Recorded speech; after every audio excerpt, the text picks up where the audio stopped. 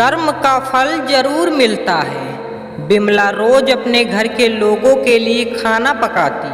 वह रोज एक रोटी ज़्यादा बनाती थी। वह उस रोटी को खिड़की के पास बाहर से रख दिया करती थी।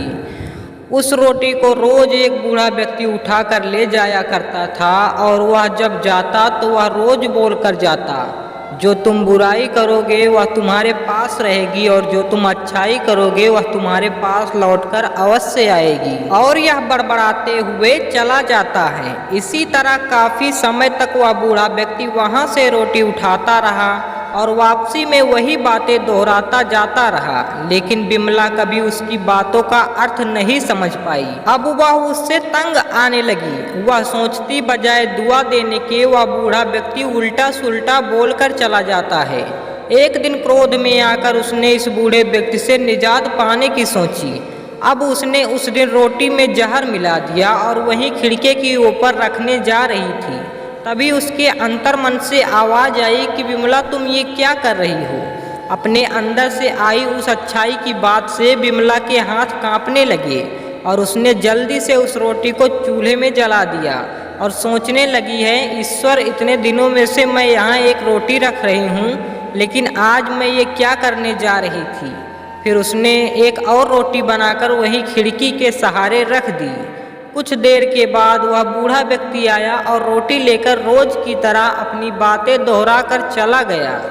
बिमला जब भी उस खिड़की पर रोटी रखती तो वह रोज अपने बेटे की सलामती की दुआ मांगती, जो कई महीनों से अपने करियर को बनाने के लिए घर से बाहर गया था। उसी दिन शाम को अचानक से कोई दरवाज़ा खटखटाता है और जब बिमला दरवाज़ा खोलती है तो वह दरवाजे पर अपने बेटे रामू को पाती है, लेकिन रामू की हालत काफ़ी ख़राब दिख रही होती है।